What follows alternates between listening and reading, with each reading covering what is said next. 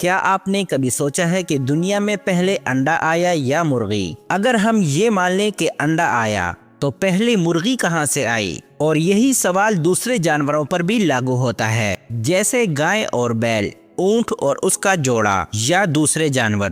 یہ سوال صدیوں سے فلسفیوں، سائنسدانوں اور مذہبی علماء کے درمیان بحث رہا ہے۔ آج ہم آپ کو اس سوال کا ایسا جواب دیں گے جو آپ نے پہلے کبھی نہیں سنا ہوگا، کیونکہ ہم بات کریں گے نہ صرف سائنس کی بلکہ اسلام کی روشنی میں بھی اس کا جائزہ لیں گے۔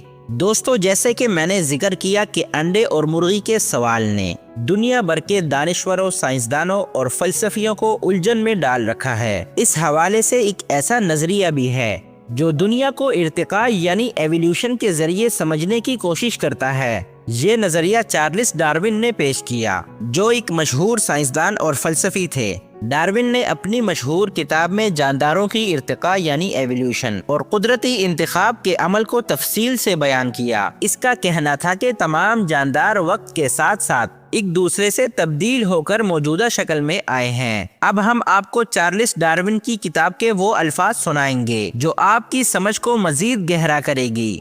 Thus, from the war of nature, from famine and death, the most exalted object which we are capable of conceiving, namely, the production of the higher animals, directly follows. There is grandeur in this view of life, with its several powers, having been originally breathed into a few forms or into one, and that whilst this planet has gone cycling on according to the fixed law of gravity, from so simple a beginning, endless forms most beautiful and most wonderful have been and are being evolved.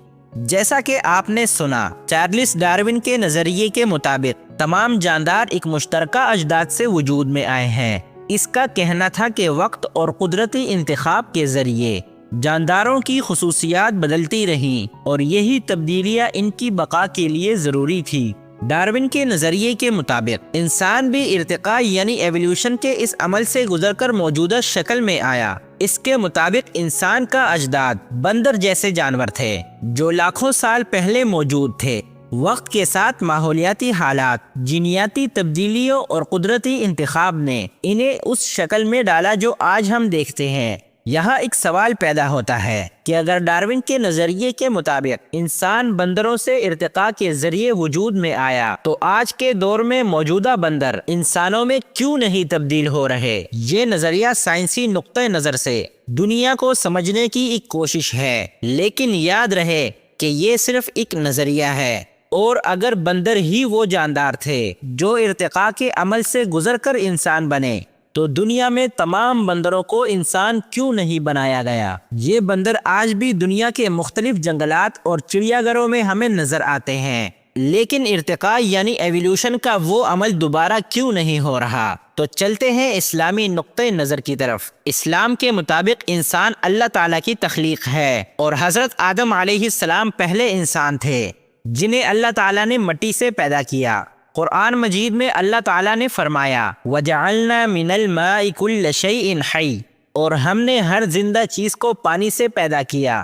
اس آیت سے یہ واضح ہوتا ہے کہ ہر مخلوق کی ابتدا اللہ کے حکم سے ہوئی ہے۔ اسی طرح ایک اور آیت میں اللہ فرماتے ہیں وَمِن كُلِّ شَيْءٍ خَلَقْنَا زَوْجَيْنِ لَعَلَّكُمْ تَذَكَّرُونَ، اور ہم نے ہر چیز کو جوڑوں میں پیدا کیا تاکہ تم نصیحت حاصل کرو۔ اسلامی تعلیمات کے مطابق اللہ تعالیٰ ہر چیز کو براہ راست پیدا کرنے کی قدرت رکھتا ہے۔ جیسے حضرت آدم علیہ السلام کو بغیر والدین کے پیدا کیا، اسی طرح پہلے جانور جیسے مرغی گائے کو بھی براہ راست تخلیق کیا گیا ہوگا۔ سائنس کے مطابق انڈا ایک ایسا ذریعہ تھا جس میں جینیاتی تبدیلی ہوئی اور اس تبدیلی نے مرغی جیسا جاندار تخلیق کیا۔ موجودہ تحقیق خاص طور پر شیفیلڈ یونیورسٹی کی 2010 کی تحقیق کے مطابق انڈے کا خول ایک خاص پروٹین اووکلائڈین 17 کی مدد سے بنتا ہے جو صرف مرغی کے جسم میں پایا جاتا ہے، لیکن اس پروٹین کے بننے سے پہلے جینیاتی تبدیلیاں انڈے میں ہوئیں